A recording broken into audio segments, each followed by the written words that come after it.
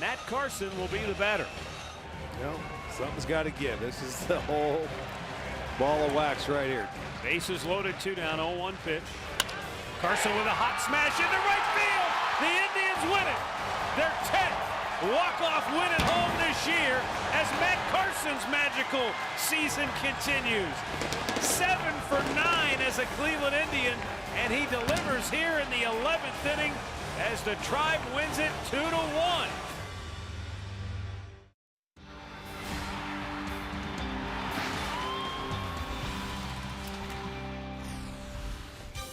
From Progressive Field in downtown Cleveland, Ohio, the Indians continue to keep the heat on in the American League chase for a wild card playoff berth. Tonight it's Game 2 in a 4-game series between the Tribe and the Houston Astros. Hi again, everyone. Matt Underwood alongside Rick Manning. The Indians got it done last night. It took 11 innings, but they found a way to get the win, and they turned to an unlikely hero in the 31-year-old journeyman, Matt Carson. Well, they got it going. The bottom part of the lineup, you get a base hit there to get the 11th inning going. Then Cabrera, the swinging hit down the line, he beats it out barely. But he is called safe, and then you walk Mike Aviles, and it sets the stage for Matt Carson. It comes up, and what a big base hit, and what a job he has done since his time being here. A walk-off base hit. He feels a part of the ball club. They've been unbelievable this year as far as walk-off wins. That was number 10. Matt Carson called that the pinnacle moment in his career. He said, I've crisscrossed this country a number of different times playing professional baseball, getting an opportunity, though, to do it in the clutch for a team that's in the playoff chase, he said. Can't ask for much more than that.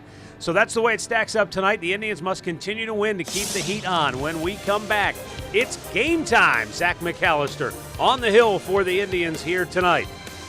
A different night, a different hero. Swisher had 4 hits. Carson had the game winner. Who steps up tonight? We'll find out next.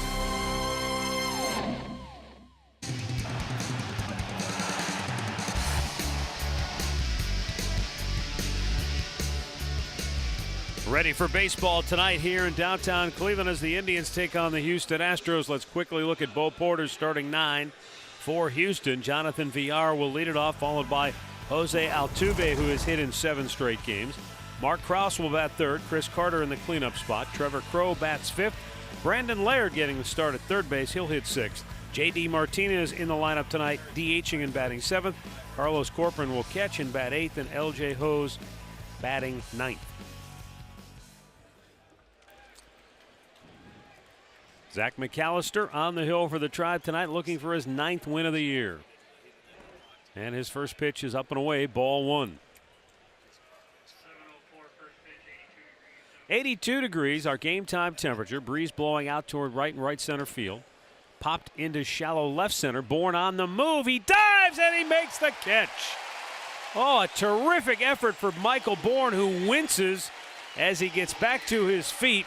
An all-out diving effort on the game's first ball put in play. He might have hit his chest hard on the turf. The man knocked the wind out of him. This will be our McDonald's. I'm loving it. He was able to get there because it had enough air underneath it. And you can see where he hit on his chest as he's coming in. He's going to make the dive. He times it well, makes the catch. Now watch his chest hit. And boom, he comes down hard, but makes the play.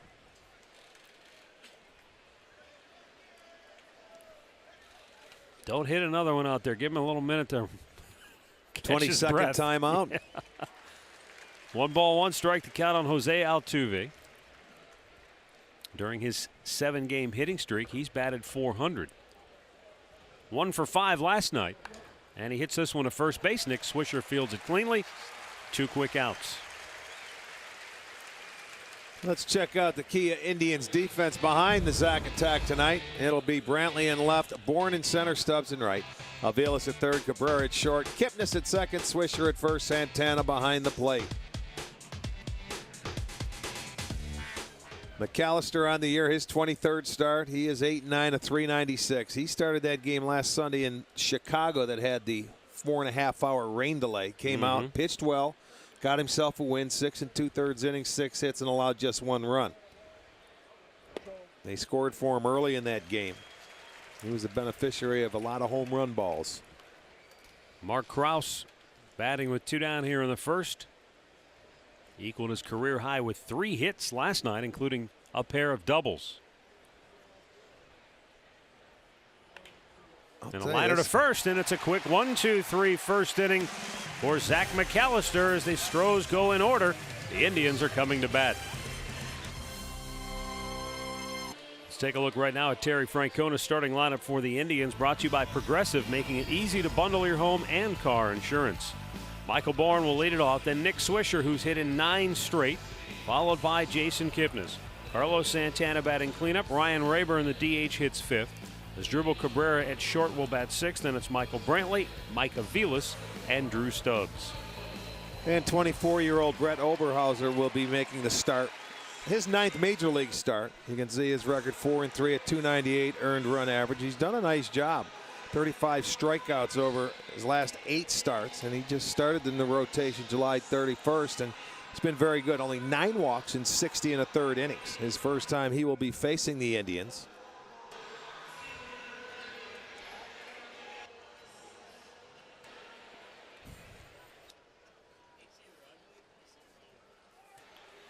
Brett Oberholzer takes aim against Michael Bourne. Bourne wanted to bunt it, and it's fouled back.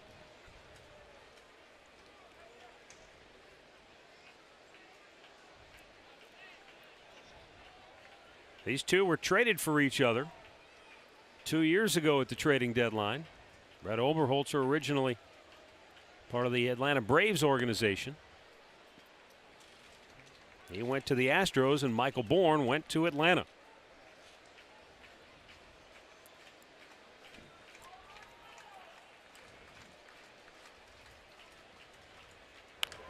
Fouled away.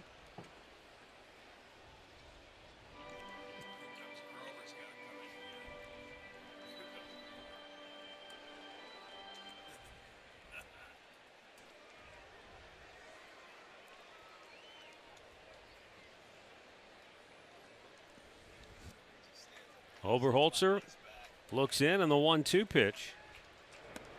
Low and away.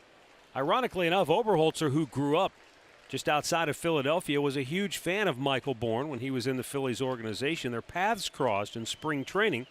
He introduced himself to Michael. How could he have known shortly thereafter he'd be traded for him? That's something, isn't it? Isn't that crazy? It really is. Baseball can be a strange game at times. I'm trying to think. This has got to be their first time matching up, right? Well, this is the first time he's ever faced the Indians. So he's faced a few hitters on this Indians club, but it's the first time he's squared off against Michael Bourne. Got to be a little strange for Oberholzer. Now the 2-2. Bourne slaps it towards short. VR flips it over. 1 down. Let's check the Astros defense. It looks like this. In the outfield, it's going to be Krause in left, Crow in center, Hose is in right. Laird is at third. VR is at short. Altuve second. Carter is at first. Corcoran behind the plate. The umpires tonight: Todd Titchener is your home plate umpire. Jordan Baker at first. CB Buckner at second. And the crew chief, Dale Scott, down at third. Nick Swisher riding a 9-game hitting streak. And after last night's 4-for-4 performance, he has collected 14 hits and 35 at-bats during his tear.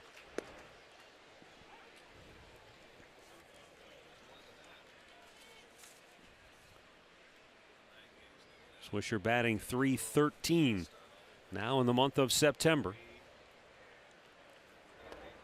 He lays off, and it's a little low. 1 ball, 1 strike.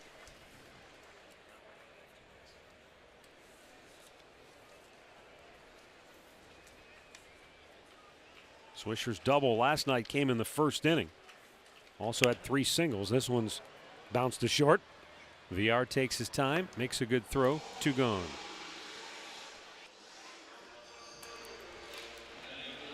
The keys to the game are brought to you by Akron Children's Hospital.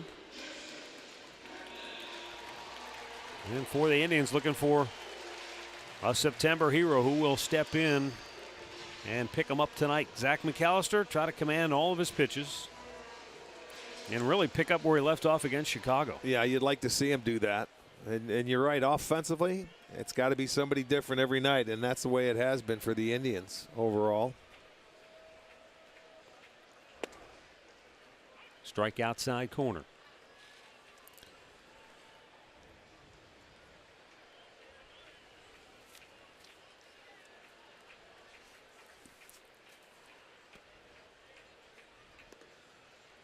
Oberholzer has a very good strikeout to walk ratio, just under 4, 3.89 strikeouts per walk.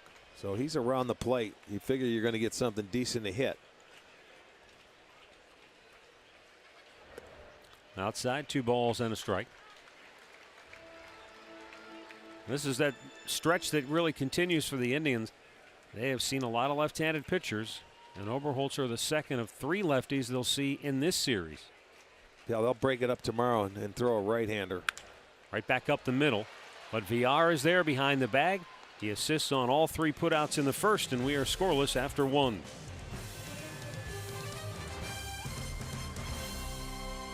By McDonald's, now introducing 3 exciting new quarter pounders, and by Kia.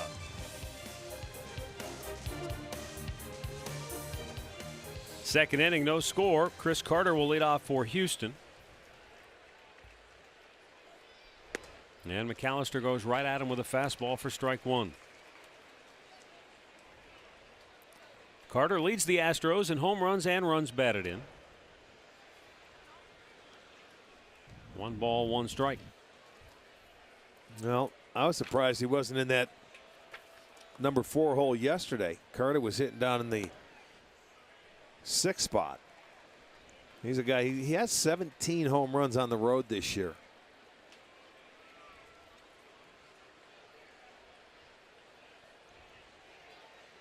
The irony there is that Minute Maid Park is a very homer-friendly ballpark, especially you would think for a right-handed hitter. Well, if you pull the ball, this guy's got pretty good power everywhere. Up high, full count. They have that strange center field that it goes out a ways, and then that little hill out there at about 420 feet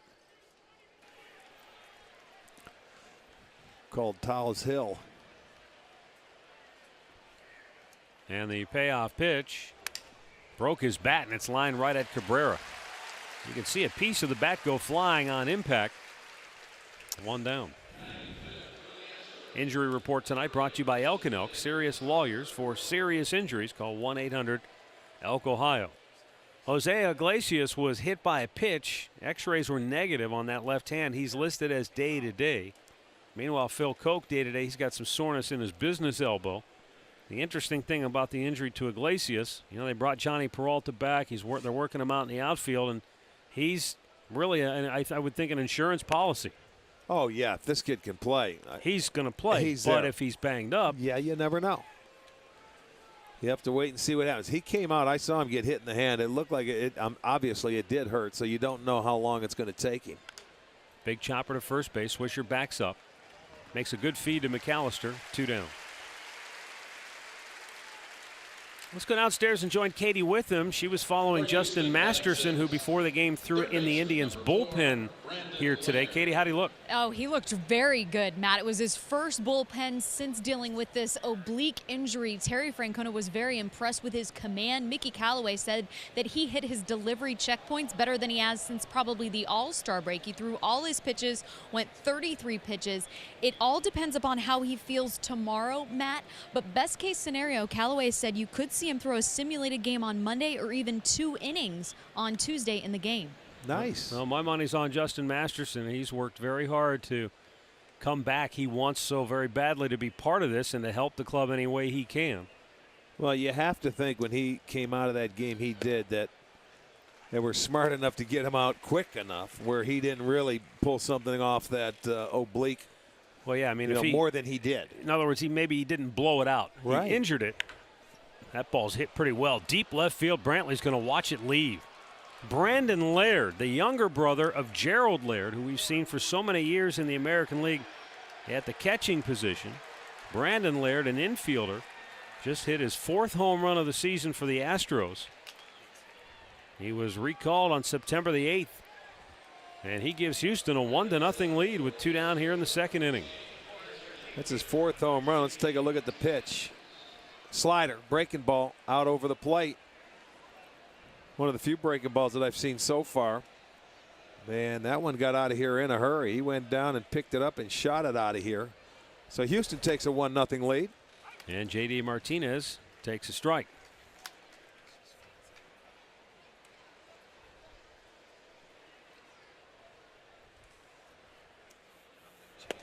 J.D. Martinez was on the disabled list from July the 27th until September the 13th, so he was just healthy enough to get going again a week ago. He had a left wrist sprain.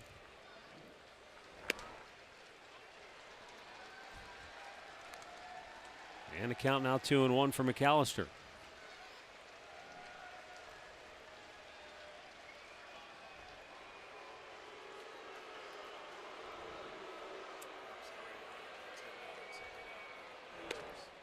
That's a strike on the outside corner to even it up at 2-2.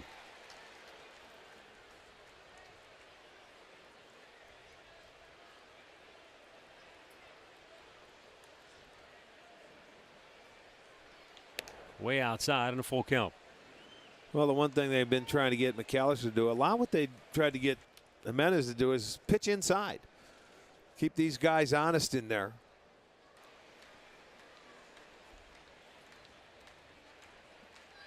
Swung on and missed. He strikes him out to end the inning.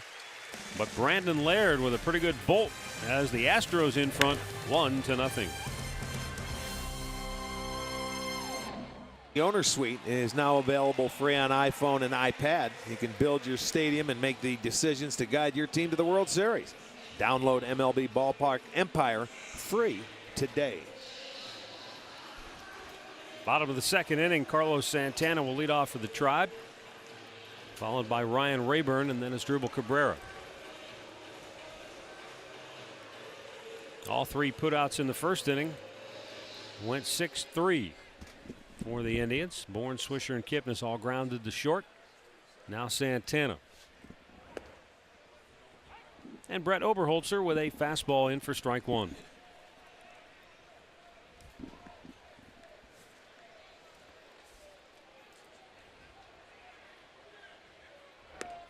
Down low, he lays off.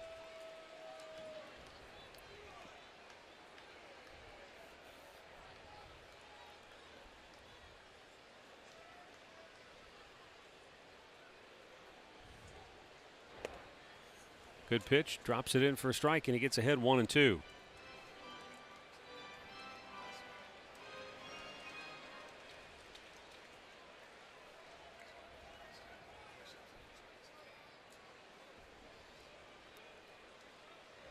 Spun him out of the way with a fastball.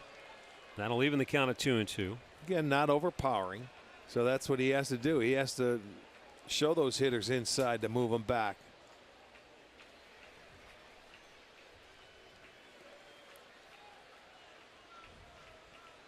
Upstairs with it, full count.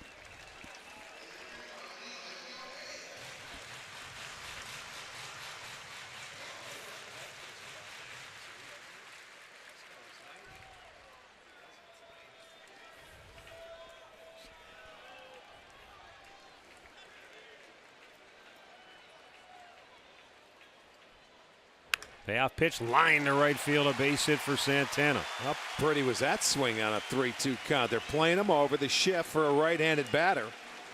And he doesn't try to pull the ball. He just stayed on it nicely and went the other way on that 3-2 fastball.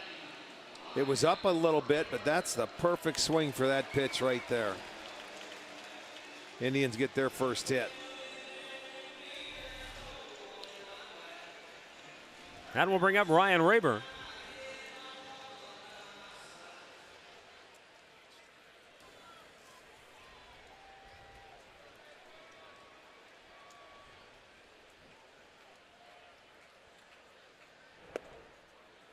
And he takes a called strike.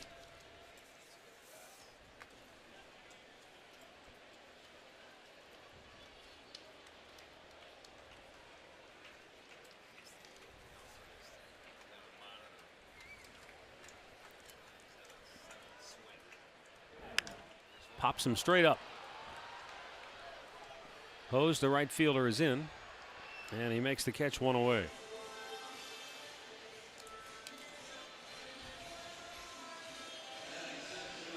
Our stat of the game brought to you by your Northern Ohio Buick dealers. The Indians last night improved to 27-17 on the year in one-run games. One of the best this year in the bigs.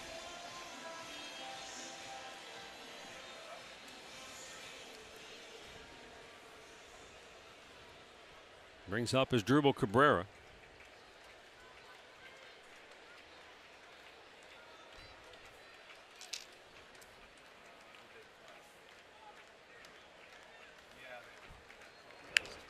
Chopped right at the third baseman. It kicks off the glove, and then Altuve, or excuse me, VR can't make the play.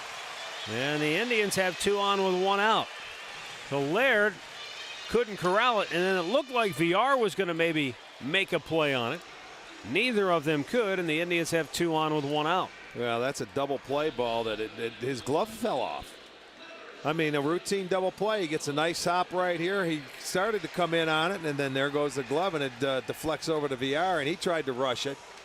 So you got to give him an error, and everything goes. I don't know that I've ever seen a player's glove fall off like that. You see, he started to come in with it, and then I really don't know what happened, but it goes first and second. That is the 114th error for Houston this year. They are rated second to last, 14th in the league. So a chance to take advantage of an early mistake now as Michael Brantley steps in.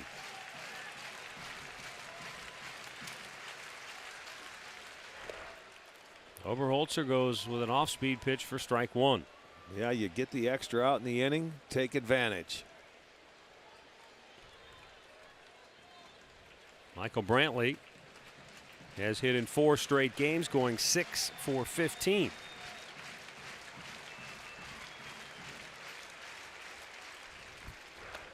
Down low, 1 ball, 1 strike. See, he started to come in and then holds up, and then you see the ball come up, and it hits off the thumb, and that glove comes off. That is really strange. I mean, your hand's a lot of times out of that glove a lot, or most of it, but it just knocked it right off.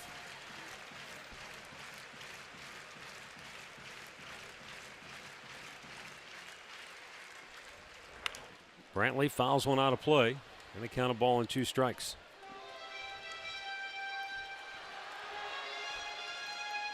Carlos Corcoran, the catcher, wants to go out and chat.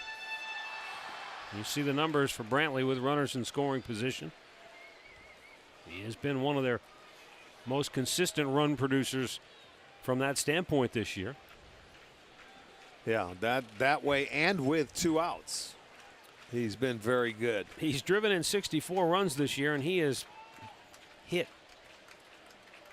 We'll have to look that up. He's hitting, it seems like, almost every spot in the order at one time or another. Oh, I'm sure he has. He hasn't missed many. The only spot he hasn't batted in this year is the 9th hole. There you go, 1 through 8. Now the 1-2. Line to left field, a base hit. Santana coming around third. Will hold, and the bases are loaded. So he does his job again. Gets the base hit, moves everybody up. They'll have the bases loaded and 1 out. Nice stroke. Doesn't try to do too much. That's why he's a good hitter with runners on base. That ball was elevated, so it was very easy for him to go the other way. But Michael never does. He never tries to pull the ball. He stays on it. He'll take the base hit. He doesn't get greedy when guys get on base, and I think that's why he is so good. Now Mike Avila steps in. 0 for 3 last night. Drew a couple of walks.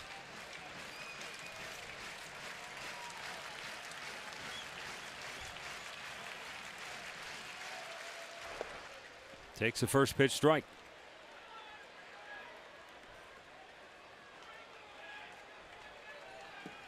Avila's trying to snap out of an 0 for 20 slump at the plate. And this would be a good spot to do it. Drive down a run here.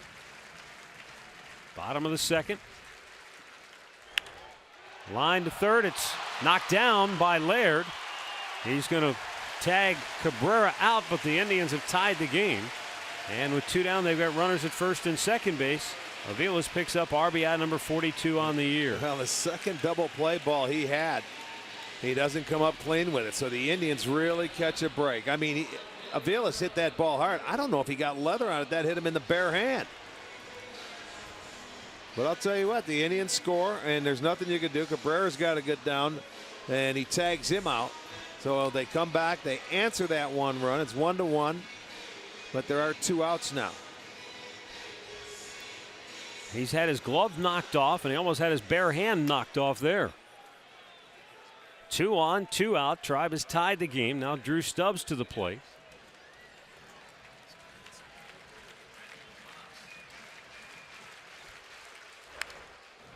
In essence, that's 2 extra outs. That's 5 outs. Actually 3. When you think about it, could have been a double play ball, I guess. You know what? As we say, you can't assume the double play. But yeah, I mean, it's 2 balls that should have been turned, and you catch a break. I mean, when you're sitting in there and you're a pitcher, and you say, man, I made my pitch. Even though Avilas hit it hard, you're a defender, you're sitting right in his way. You have to make that play and turn the double play to get out of it. He did not. They tie it up. And still an opportunity to add on to it. The one thing you have to do at the big league level is make plays, the routine plays on a daily basis. You don't have to make spectacular plays. Those are bonuses. You've got to make the routine plays and only give 27 outs at the big league level. Well, Brandon Laird got the Astros on the board with the solo home run. But he is also responsible for allowing the Indians to come right back here now and tie the game in the second.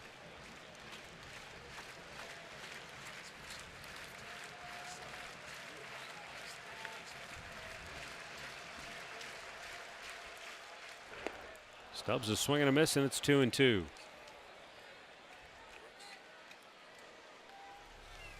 Watch this. He doesn't get leather on it. Hits him in the leg.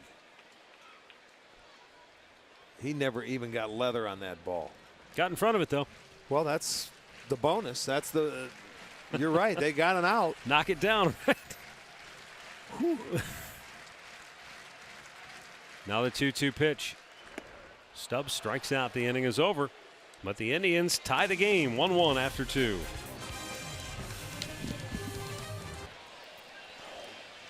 One here as we go to the 3rd inning.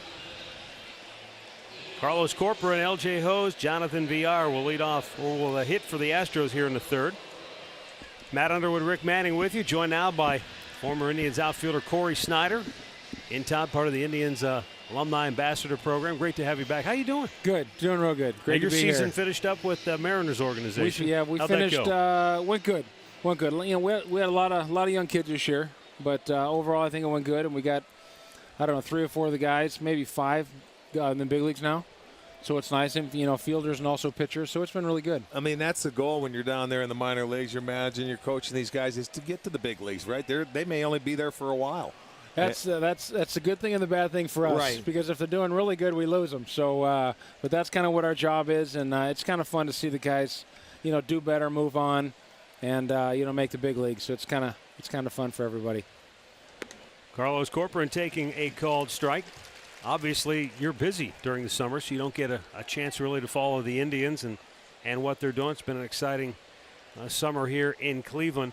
What's your focus on right now as far as your career, Corey? Where do you want to go with your baseball career now? Well, I mean, I'd like to, you know, be a hitting coach in the big leagues. I mean, I think that's kind of, you know, my goal to get back up there. And, you know, it's kind of nice because, you know, we've been there, done that, so you can kind of, you know, let the kids know what it takes to get there, but more importantly, what it takes to stay there. And that's kind of, you know, what my goal is. I mean, I've been in AA for 3 years, and it'd be nice to get to AAA or even, you know, an assistant in the big leagues, you know, in the next year or so. And that's, you know, I mean, a lot of teams are going with the assistant in the big leagues, and it's just there's so much work to do now. It's a great way. You got 4 eyes. You got 2 people who can kind of bounce stuff off each other, and it's a good way to go. Yeah, when you're working with 13 or 14 guys and they all need their hitting, and they hit so much more now than what they used to or when we played, don't they? I mean, in comparison. Yeah, I mean, I think I was here for 5 years, and I think I saw the cage like once. Yeah, right. They're like, when you hit the cage, when it rains, we would maybe go down there or just take a peek to see if we can get on the field for 10 minutes. But they have early work every day. They have, you know, front toss every single day. They got their tee work every day, and then you got to add in the video. You know, so it's hard for one guy to spread out. They've had 2 pitching coaches forever. Right. You know, and you got the same amount of guys. And to be honest, I mean, the hitting coach, he does a lot of work. Absolutely. We see it here at the big league level. We've seen it for years. Philosophically, I'm curious your thoughts. Can too much work be counterproductive for a hitter? It depends on what's going on in where he's at right then. I think sometimes when the guy's struggling, I think sometimes too much, he may just need to back off. You know what, I'm not going to do flips for BP. I'm just going to right into the game. Right. But a guy that's really locked in, like when I was locked in, I'd like to take extra BP just to stay there and get that feeling every single night that, you know what, I'm locked in. I feel where it's good. I mean, I had a kid this year that's, you know, probably great talent, just a workhorse every single day. But he struggled because mentally he just couldn't handle, you know, it just, when you get to the AA level, most of these kids come out of college and they go through rookie ball, short A ball, high A ball, and they've never really struggled. Right. So then they get that double. I think A ball to AA is the biggest jump in baseball. You get to AA and they struggle, and it's like, okay, we're going to really find out how mentally strong they are. Yeah. And that's the biggest thing, you know. And they're getting pushed to the big leagues just, you know, so fast these days that if they're pushed so fast, they get there 21, 22 years old. They've never struggled, and now they got to do it on the biggest stage. You know, in baseball, it's in the big leagues, and figure out how to come out of it. And I think you hit the nail on the head. It's the mental part, I think, that hurts most of these people, because, you know, when you do struggle, and you're your own worst enemy getting out there, and, you know, the extra month of the season or the extra 20, 30, 40 games that you have to play at the major league level is a little bit more difficult. Oh, guaranteed. And that's the big thing. When you get the AA, AAA, even the big leagues now, they're coming up so fast. They're pretty good, you know, mechanically. They're pretty sound. But we just got to try to keep them going, you know, and get them to understand what the pitcher's trying to do. He's still trying to get you out. Yeah, you're in the big leagues, but you know what? You can still develop and you can still get better. You're hitting 260. Well, why not hit 280? And it's getting the kids to realize that, you know what? Yeah, I'm in the big leagues. Yeah, I'm making pretty good money, but I can always get better every single day. And it's getting the players to buy into that, I think. Do the kids worry about strikeouts nowadays compared to where they, you know, it used to be a faux pas where they didn't want you to strike out? Nice play by Cabrera. It sure was. Nice bare hand grab. I mean, when you're sitting there, you're coaching your kids or something like that, and they go up there with an approach.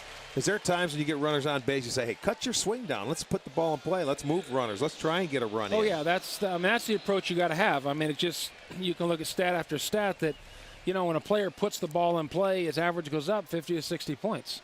You know, and it's just getting them ready to attack early on. If you got a good pitcher out there, the only way to get him is get him early. If he's in the game in the 6th and 7th inning, you know what? You're probably not doing really well. So I'm one of those guys to where I know Oakland did a long time ago, where we take a lot of pitches, work the counts, make him throw a lot of pitches. Well, if we've got 4 or 5 runs in the first 2 innings, he ain't be in there either. Yeah. You're going to be in that bullpen. That's and the key is getting in the bullpen and, you know, getting these guys to, you know, have an approach, have conviction with their approach, and go in there and attack the ball early in the count. I'm curious as to, because I think of Corey Snyder, I think of masher, I think a long ball, hit with power. So I'm curious, you know, what was your hitting approach with regards to that, and how much do you rely on your personal experience as a big leaguer and a pro going into your coaching aspect? You know, I wish we all say if we know now what we knew then, we'd be better. I mean, I was a big strikeout guy too. You know, so to be honest, my approach probably wasn't the best back then, but I was, you know, known for, you know what, you need to hit the ball in the park, you need to drive the ball off the wall, you need to drive and run. So I went up there and took the big swing. I didn't cut down my swing very much, which if I know now, I know how they're trying to get you out. They try to get you out 80% of the way. So why not look away and still try to drive the ball the other way instead of doing things? And so, you know, going through that and then having, you know, Charlie Manuel, you know, and Bobby Bonds and, you know, Reggie Smith and, you know, all these guys as hitting coaches. I mean, back then there wasn't a lot of approach.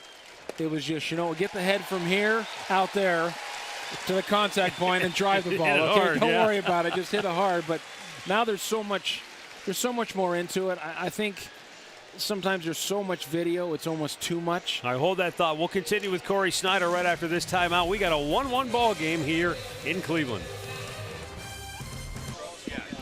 All right, we're back here. 1-1 is our score as we go to the bottom of the third. We're catching up with Corey Snyder. We don't get to see him very often anymore. We usually catch up at fantasy camp. So little golf out there. I didn't do very well for you the last time. I was on your team. That's okay. Yeah. That's all Corey, right. give me the scouting report after. I won't do it on the air. Okay. All right, here's Michael Bourne, top of the order for the Indians here. It's been It's a great interesting. pick up here, hasn't it? Yes, he has been. Very good at the top of the order. Good veteran presence. He's been very good for a lot of the younger players. And Corey, that's been one of the big keys for the Indians' turnaround. It started with Terry Francona, but bringing in veterans, Bourne, Swisher, Jason Giambi, the impact they've had for the younger players is immeasurable. It's huge. You can't, even though I'm in the AA level, we really struggle this year. Because it's just you bring all these young kids up from A-ball, and there's really nobody in the trenches that have been through it, that have been successful, but also struggle at that level. And when you can bring in guys, like Bourne and Swisher and, Giambi is huge. He's been around, he's been in organizations that won, and he understands how to calm the guys down and say, you know what, you're going to go through it. That's just the way baseball is. And, baseball, you're going to go 2 or 3 slumps every single year. And, 2 of those are probably fatigue because it is a grind and you got to work it out the whole season. Well, all right, when you first came up, your first year was '86. Who were the veterans around on that ball club for you? Because you guys had a good year that year in 1986. Well, you had big Andre Thornton. Right, Thunder. I mean, you had, Chris Bando. I mean, you had some guys that were, he was outstanding. You had Brett Butler and Joe Carter. Right. Who'd been around a little bit, But, I mean, Pat Tabler was on the team. I mean, Brooke Jacoby. I mean, they all kind of took the young kids under the wing and say, you're going to struggle, but, just keep working at it. And that's the biggest thing. I mean, the kids get up there fast, but it's teaching them how to struggle and how to deal with it and how to stay here. How to deal with it is right. But the thing at AA, you don't sign guys to bring them back because they're veterans like you do at the big league level. These are kids that are working their way up. Right. So that's hard. Yeah, it is really hard. It's like Bull Or Durham. even at AAA. A lot of times you'll see guys sign at AAA that are maybe not organizational guys, so to speak, but you need some of those veteran players at that level to get those guys ready for that next big step. The right guys. You need the right guys. That's the toughest place to manage, I think, is AAA. Because you get guys that want to get to the big leagues that maybe don't deserve to be there, but they think they do. Yeah. So they can tarnish the young kids that are there working their way up. Yeah, that's a tough. AAA, like you said, is the toughest to manage because whoever gets called up, they're mad because they weren't the guy to get called up. And Right. That's true. I mean, it's hard. It's like the guy just starts that night, and a guy gets hurt in the big leagues. And you say, okay, who's ready? Well, this guy's really ready, but he just threw 6 innings tonight, so the second guy gets a shot. Yeah. So that's where that timing and luck is everything. It's like, sure man. It actually happened this year a couple times to us. No kidding. Where a guy, he's getting called up after the game, and he hurt something. Oh, no. And it's like, I mean, you want to tell the kid, but you can't really say anything, and it's kind of hard. But it happens. Or a kid plays and, the guy got hurt and something happened and you know what? The timing wasn't there for you, but, hopefully later on they get a chance to do it. But you're talking about when you're coming up, you get to that AA level, and maybe that's the first time for a lot of guys that they struggle, where the competition just kind of catches up to them a little bit. When you came through the system, you got to the big leagues, you had a fantastic rookie season. Did you have a welcome to the big leagues kind of moment that you remember and say, whoa, it's a little bit different up here? Look at that Blyleven pitch. You just took him deep. Oh, look at Bert. Bert's that's my first the king hit of solo. There's your second one. If you hit 3 off of Bert, we're going to call him right here in between innings. I got my first hit off Bert. Good for you. Triple to right center at the old place. 2-8 got 2-8 is what you did. You got Blyleven. That's exactly it. That's a good number, right? Yes, sir. We both wear it in fantasy camp. I like it. Yeah, we do. But it's one of those things where you get called up, and it's just you're happy to be there, so you don't really remember, in my opinion, the bad times. Just remember the good stuff. Yeah. Oh yeah. I mean, my rookie year, at the end, we have the big banquet. Okay, the present I got from everybody was a bat with 3 holes drilled in it. There you have it. So there's my moment right there. Thanks for stopping by. Appreciate it. Great catching up with you. Hey, thanks. Good That's seeing Corey you guys Snyder again. with us here tonight. Indians Astros still tied at 1. Just a reminder, as you enjoy a cold one, to stay tuned later in the game for Miller Time, brought to you by Miller Lite. We go now to the 4th inning in a 1-1 ball game. Last night, it was 1-1 after 2, and it stayed that way until the 11th. In the air to right field, and I mean it's right at Drew Stubbs. He barely had to move.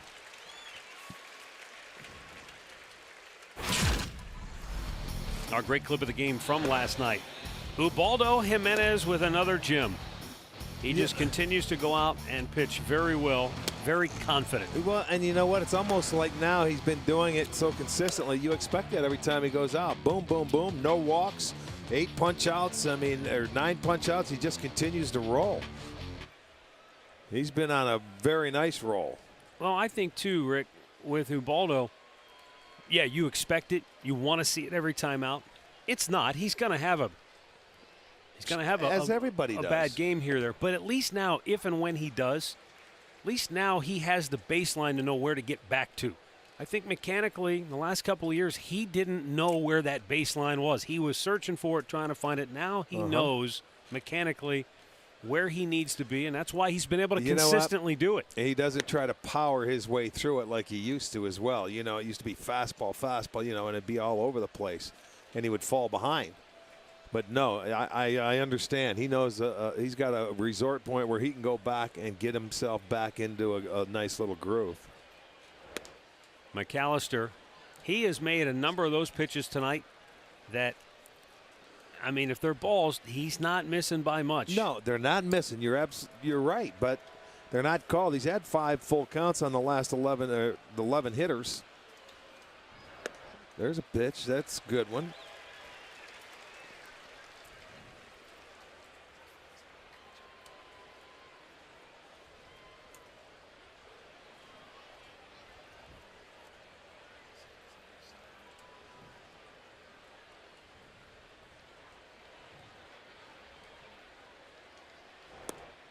Missed down and in. Ball had a lot of movement on it, and another full count.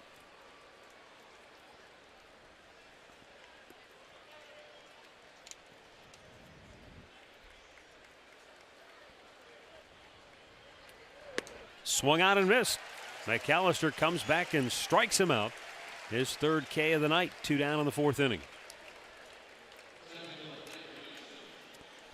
Well, the Indians playoff tickets will go on sale to the public Monday, and you don't want to be left out of postseason action here at Progressive Field, so you can log on to Indians.com/postseason for more information.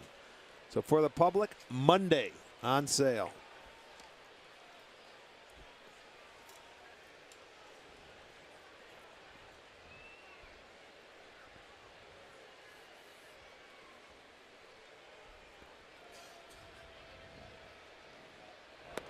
Down low. Ball 1 to Chris Carter, who lined out to short, broke his bat in the 2nd inning.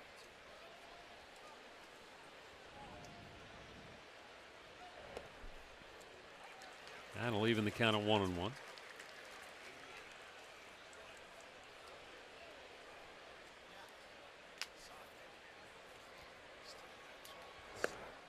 Outside corner paints at that time, 1-2.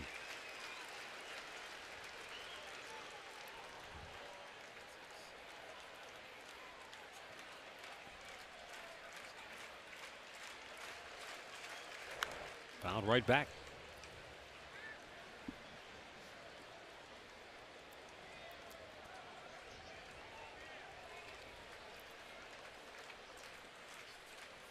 You know, we didn't get a chance. The inning kind of went quick there with Corey Snyder, but we didn't get a chance to talk to him about his defense.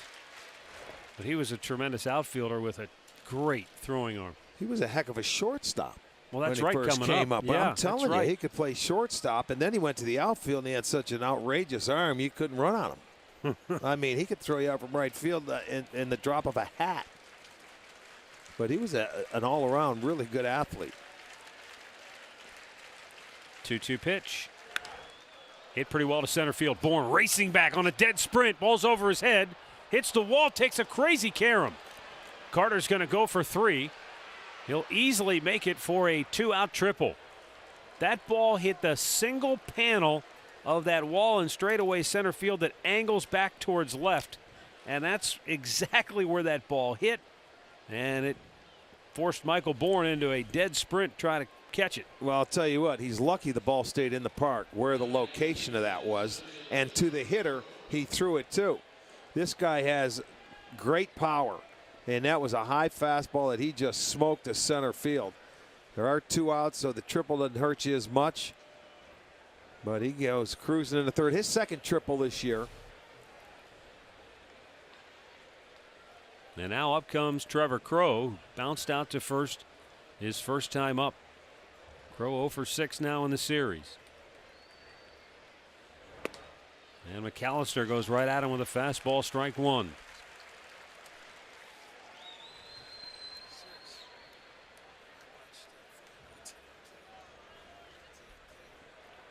Crowe batted third last night. Tonight in the 5-hole.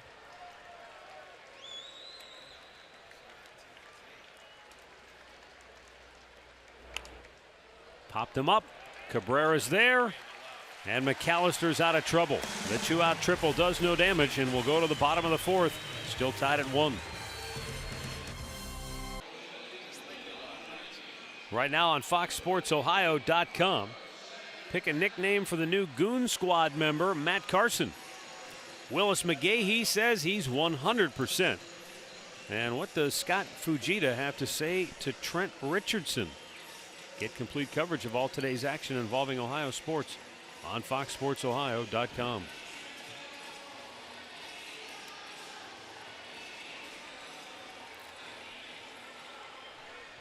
Bottom of the 4th, Carlos Santana will lead it off.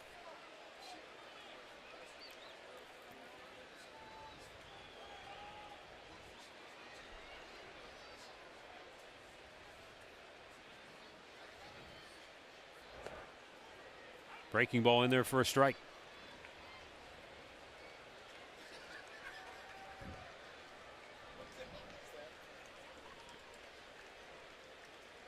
Santana singled and scored in the 2nd inning. A swing and a miss here. It's 0-2. Santana hit a 3-2 fastball up out over the plate to right field his first at bat. He came around to score that run in the 2nd. And did a nice job hitting it. See, Altuve's on the second base side this time up. He was over on the shortstop side before.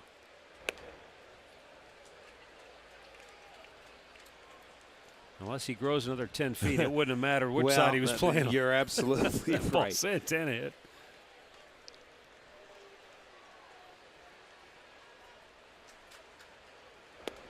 Down and in. 2 balls, 2 strikes.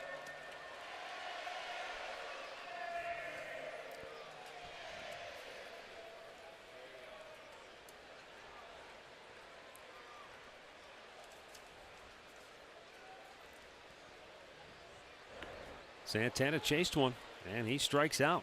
Second strikeout for Oberholzer, 1 down here in the 4th.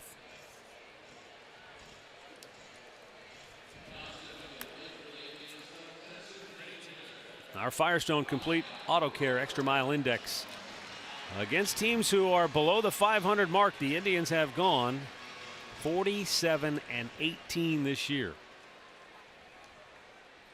Well, that's taking care of business. The old adage, beat the teams you're supposed to beat. Right. That's taking care of business.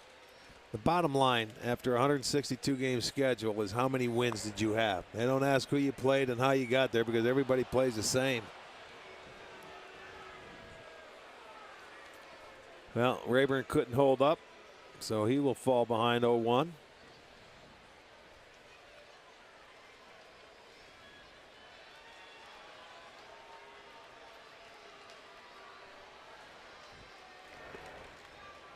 One on one to count.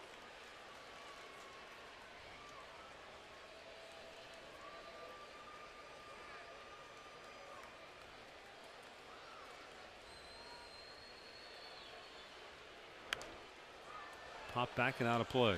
Send out some birthday wishes to Elda Emler of Canton, who is turning 97. Willie Spikes Jr. of Painesville is 73. And Becky Bekalik is 46 from Parma. Happy birthday to each and every one tonight.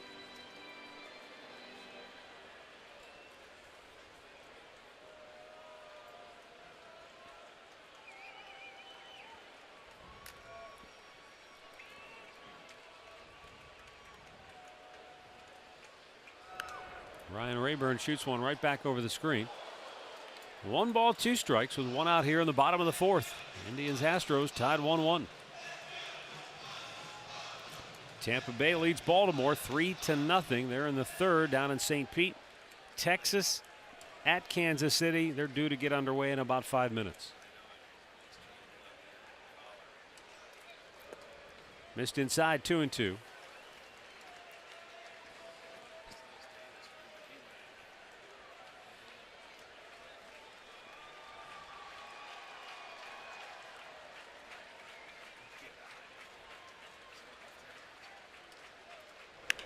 Hard hit ground ball to 3rd. It's by Laird. And into left field, a base hit. 3rd hit of the night for the Indians. And a 1-out base runner now here in the 4th inning. Well, he stayed back nicely on this ball and drives it. See, that breaking ball stayed up, and the hitters let you know when you get a ball up in the strike zone, they hit it with authority. This one gets by Laird at 3rd into left field. So a 1-out single for Rayburn. As Dribble Cabrera steps in here. Cabrera hit the ball that Laird misplayed in the 2nd inning that opened the door for the Indians to get on the board and tie the game.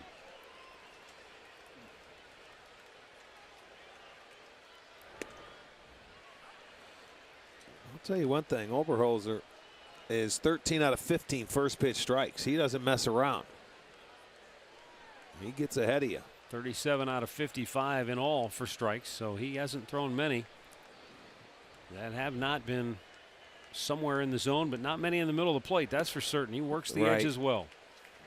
And at least to this point, it looks like he's pretty effectively changing speeds. He's had hitters chasing a lot of balls that are down out of the strike zone. Well, he uses both sides of that plate. He's got the changeup, the breaking ball. Not overpowering, but he adds, subtracts. Keeps hitters off balance. The key to pitching. And keep it out of the middle of the bat, off the middle part of that bat. Plus, as we pointed out before, not a lot of familiarity, so some of the hitters are trying to figure it out as they go here. But this guy's no fluke. He shut down, and I believe he shut out the Boston Red Sox earlier this year. His first start was against Baltimore. He went 7 innings, 3 hits, and did not allow a run. Boston, 7 innings, 4 hits, did not allow a run.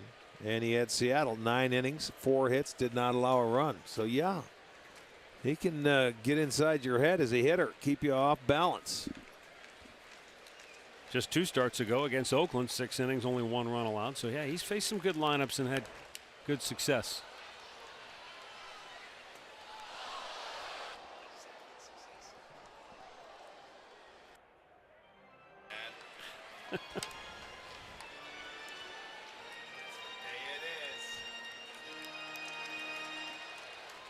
Bo Porter, his club, with 102 losses on the year.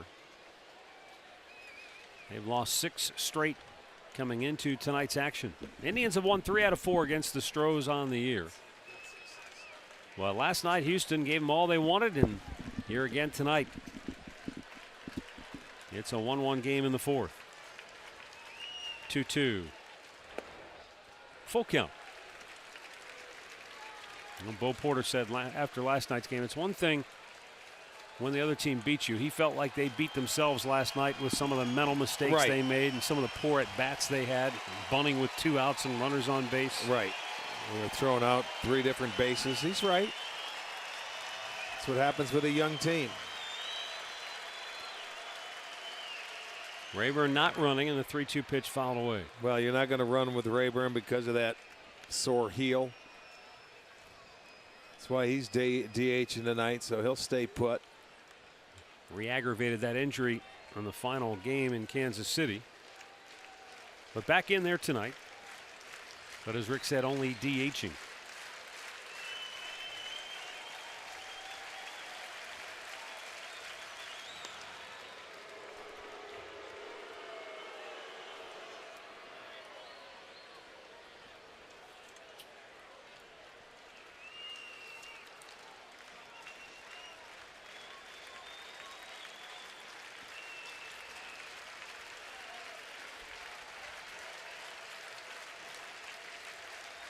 Payoff pitch, ball 4. And that's the first walk issued by Brett Oberholzer, and the Indians have 2 on with 1 out.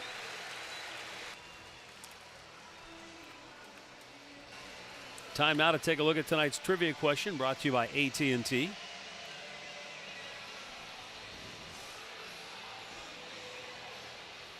Two players in Major League history have hit 20 or more home runs for 2 teams in the same season.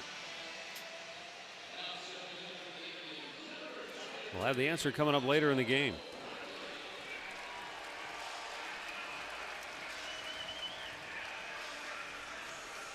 Michael Brantley, who singled his only time up, will be the batter. Brantley singled to load the bases in the 2nd inning. Took a high fastball and shot it to left field.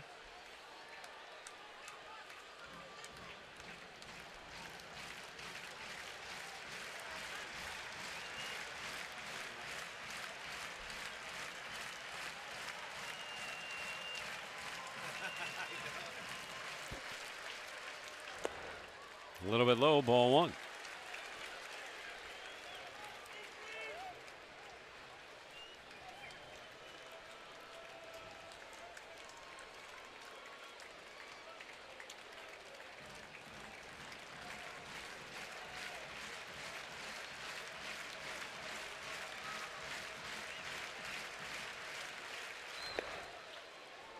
That'll even the count. 1 ball, 1 strike.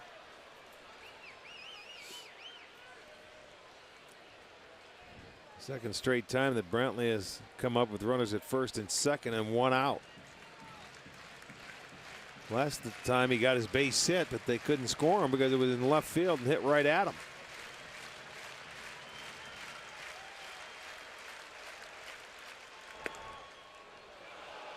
And now Oberholzer gets ahead of Brantley. 1 ball, 2 strikes, and it remains to be seen how well Rayburn will run the bases tonight on. Right. High changeup right there. You know, sometimes you figure, oh, a left-hander's not going to throw a left-hander changeups. They do nowadays. It doesn't matter. That was a high changeup.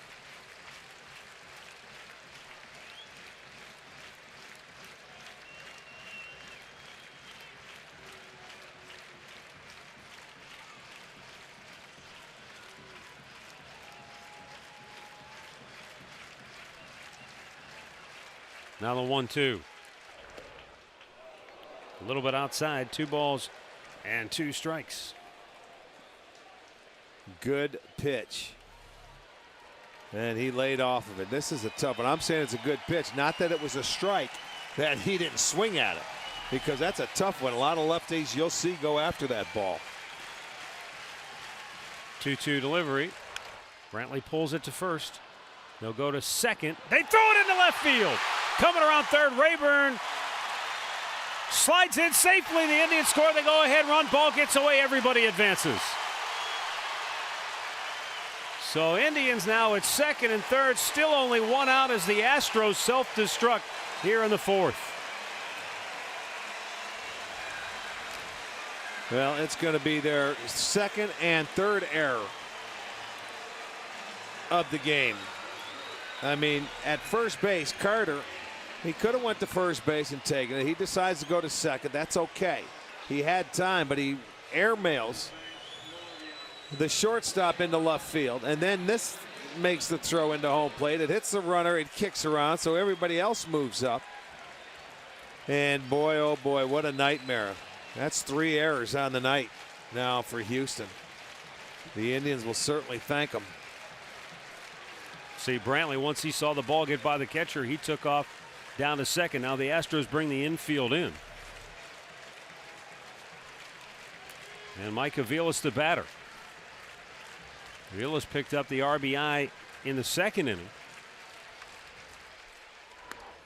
And he chased one, might have been a little bit up out of the strike zone, 0-1.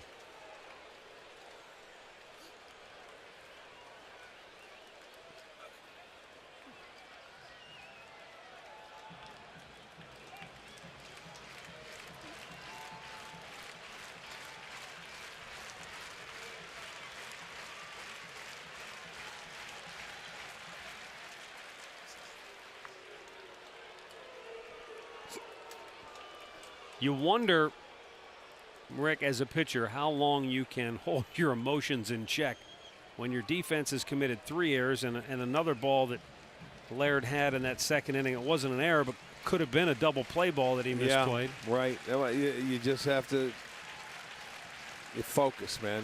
Focus on that next pitch. He I'll does. tell you, he's done a really nice job of it. You can't get caught up into the emotions of the guys behind you, even though you need them wholeheartedly to come up and make every play they can, especially when you're a contact guy and you put the ball in play. But you just focus and you try and make your pitch. Infield in for Houston. Avila's down on the count 0-2. Pop back out of play.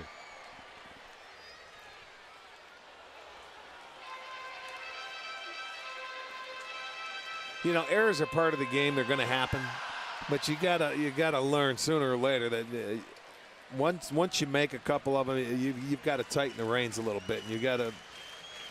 They're tied now with the White Sox for the most errors in the league at 116. Nubbed right back to the mound. Oberholzer looks the runner back, takes the out at first, 2 down. He just figured it out. I have to do it myself. Let him hit it back to me.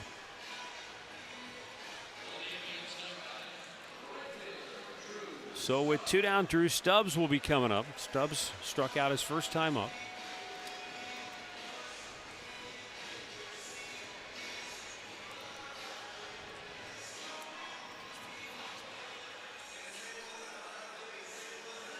Long conversation here, and Corcoran seems to be doing all the talking. Well, what happens is you got first base open when Stubbs the right hander, and you got Bourne on deck. So I think they're just going over about what they want to do here, and if something happens where they fall behind Stubbs, what they want to throw, and looking at the guy on deck as well. Just looking at the whole picture here.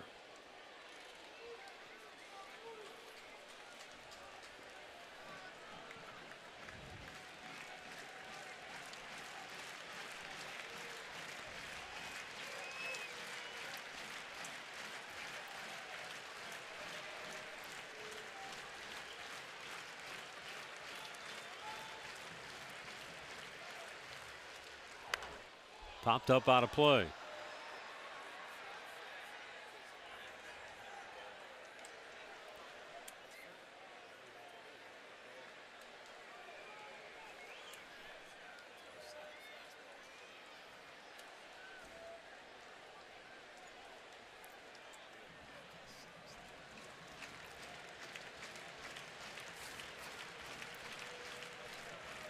As Dribble Cabrera is at third, Brantley the runner at second base. And it's inside. 1 ball, 1 strike.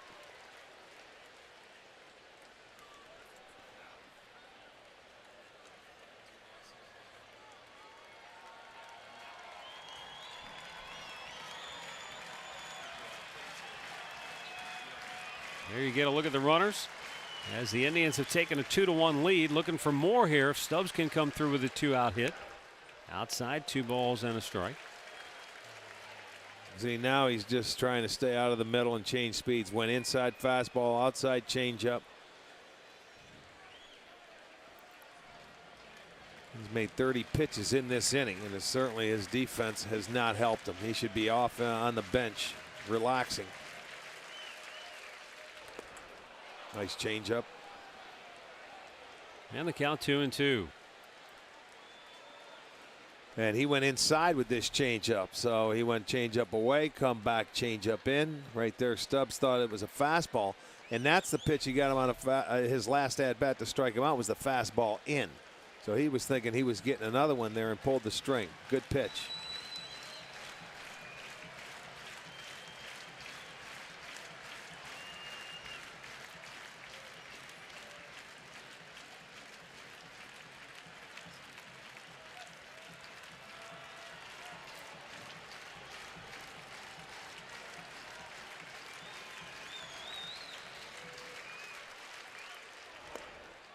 A little bit outside and a full count.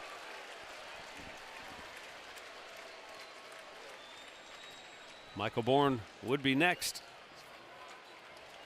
if Stubbs keeps the inning alive here. Zach McAllister will be working with the lead when he goes back out in the 5th inning. How big will that lead be? Payoff pitch. Close, but ball 4, and the bases He was are walking loaded. off the mound. He looked like he started to walk into the dugout. He thought he had a strike there. Well, both he and Zach McAllister have had pitches tonight that have been very close, but not called. Watch him walk. Now, when a pitcher does this, that's a good pitch. I gotta agree with him. That was a curveball inside. He can't believe it. I don't know where else it could be. Now he's got to be frustrated when you're not getting help from your teammates or the umpire. And look at the manager. He is fired up right there.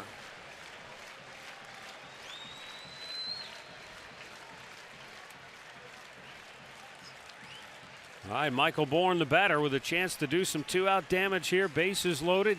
Bourne 0 for 2.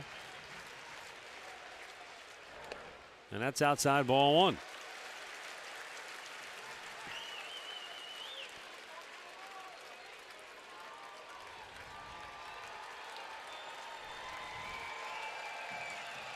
Outfield really shading Bourne the other way toward left.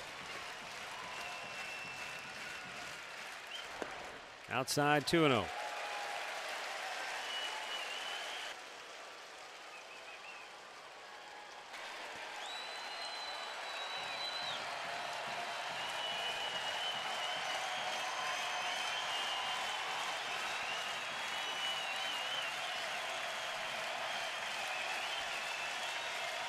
Friday night crowd frothing at the mouth here. The Indians have taken the lead. They want to see them really blow it open now.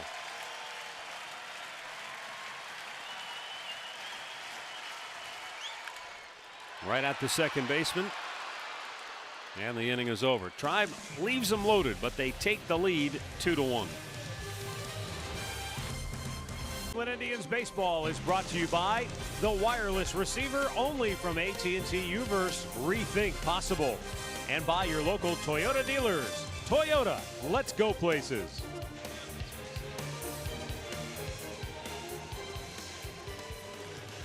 The Indians have a 2-1 lead now as we go to the 5th inning.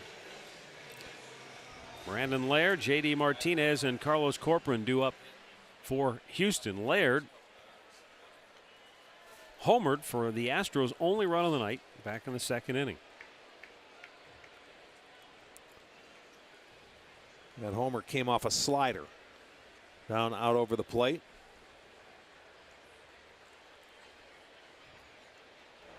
Fastball up high.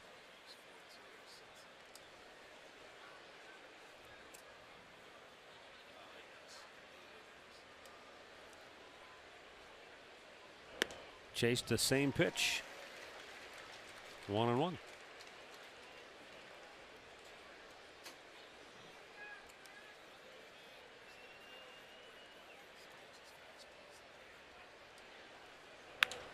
Hard hit ground ball to short. Cabrera spins around, and his throw is on the money.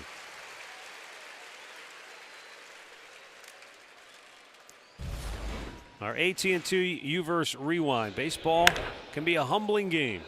Brandon Laird with a solo home run. He gives his team the lead. Gave him a 1-run lead. But then he goes back in the field and had his glove knocked off on that play. And this could have been a double play to end the inning, but he did get an out.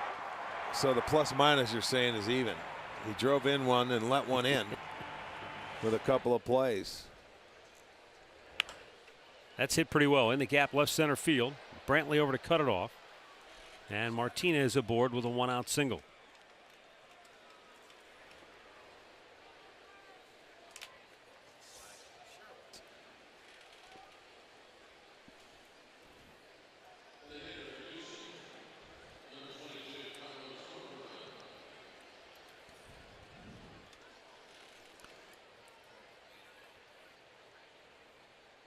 Carlos Corcoran flied to center his only time up.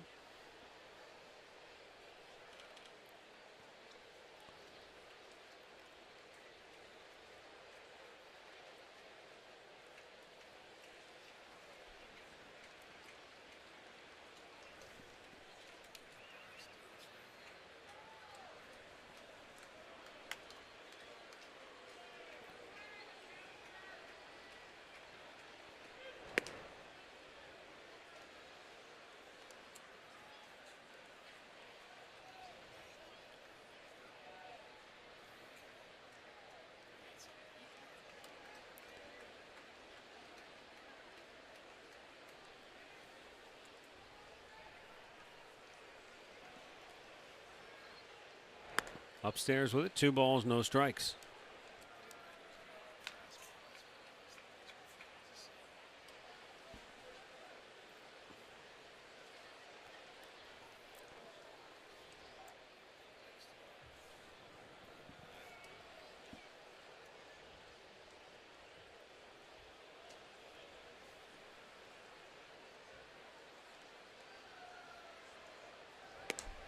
Wow, way outside, 3-0.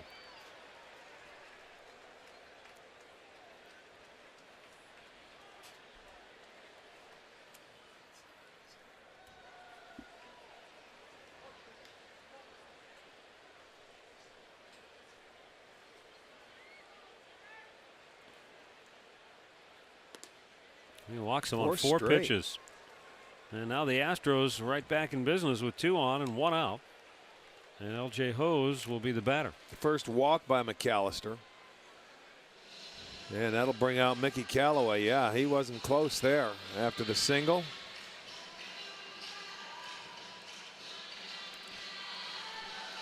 Well, you don't want to miss a special fireworks show after the game tomorrow night. That'll be courtesy of Nick Swisher. Celebrate a great season with the Cleveland and Ohio themed display and songs by Michael Stanley and the Ohio State Band. Log on to Indians.com for your tickets. The conversation was quick and to the point. You won't see many visits more brief than that one. Well, that's fine. Let's go. He's just saying, hey, you're getting back to the bottom part of this lineup. You don't give them, you make them hit their way on. That was his first walk. Was robbed of a hit his first time up. Remember, that was the play Cabrera came charging in, made a nice bare hand grab and throw to get him. And he takes ball 1. It's up high.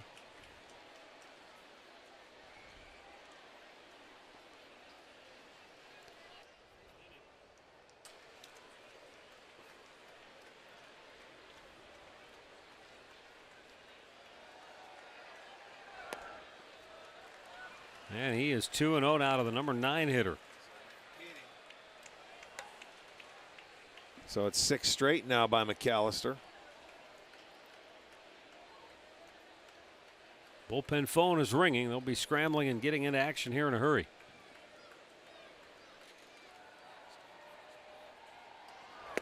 He lays one in there for a strike. Well, and smart for Hose to just take it all away. Make him get in the strike zone, and he did.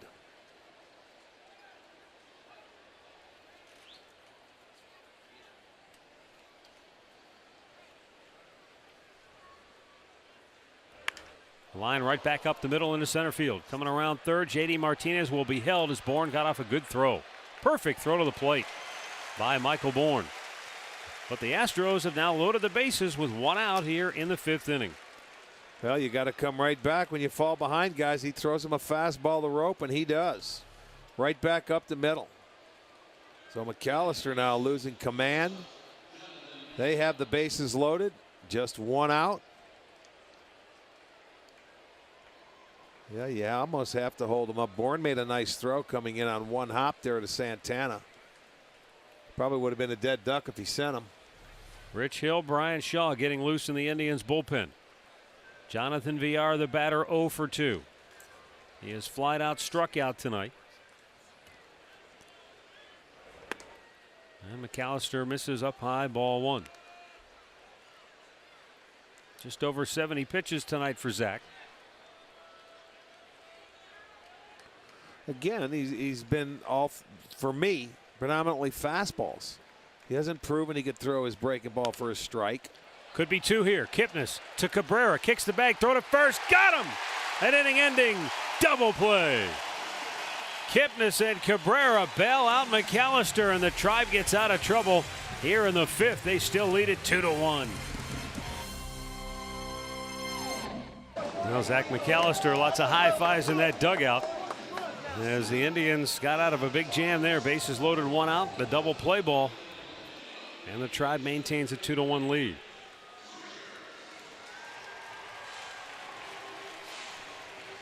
Bottom of the 5th, Nick Swisher, Jason Kipnis, and Carlos Santana for the Tribe.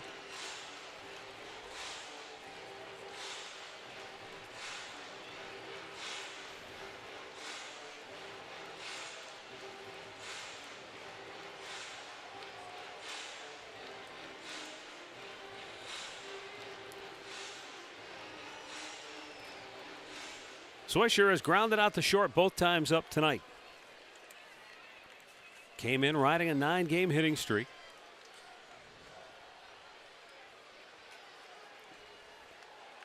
And that's ripped foul. Boy, was he out in front of that baby. Yeah, breaking ball coming in to him. You know, Rick, the thing you have to like about Brett Oberholzer, if you're a Houston Astros fan, with the errors that have been made behind him and some of the miscues, the guy's really competed. Yes, I mean, he hasn't backed down. He hasn't caved in and, just given up a big inning. I'll tell you what, he showed me something last inning after his defense threw it all around, and he had Stubbs struck out, and the umpire didn't give him the call, and he still fell behind Bourne and had to come back and get an out. After all that trouble, he did. He kept his calm, and he was very good. Swisher ropes it foul again. Well, 16 out of 20 first pitch strikes. And when you get the ball in there like that, if you're going to hit it hard, you've got to get the barrel head out front like Swisher's doing. But the only thing you can do with it is hit it foul.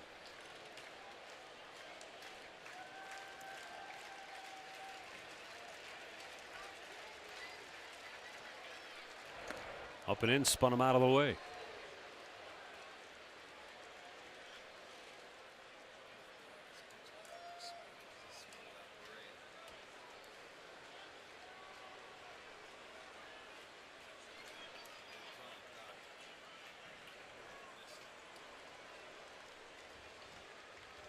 Fouled right back.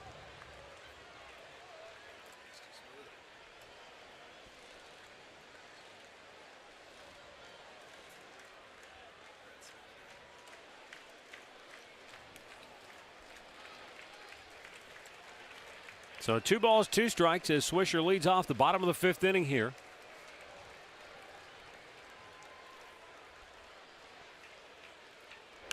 And that's fouled right back. Good pitch. Good job fouling it off. Staying tight on Swisher. He's not giving him a lot of swinging room.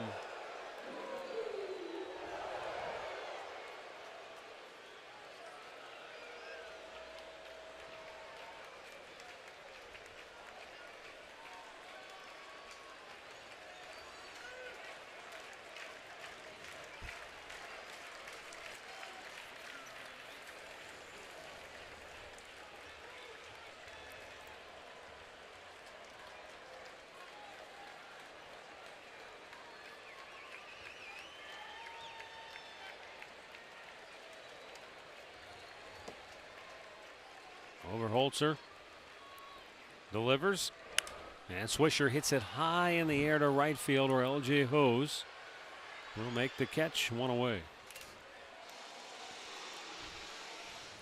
Well, last night the Indians' hero was Matt Carson, who stepped up with that game-winning hit in the bottom of the 11th inning. With more on that, here's Katie with him. Well, Matt Carson has been finding a way to chip in and has been a part of what the Indians have been doing ever since he got the call-up. Terry Francona today said it's really cool having him be the one to come up with that walk-off RBI single, justice in a way, because he's been playing this game for so long. And then he added it would be really nice if he could continue to hit 778 too. How about that, too? Oberholzer was in the middle of his windup, and I don't know what happened there. Thanks for that report, though, Katie. I mean, Matt Carson, he's one of those guys that I think every baseball fan roots for.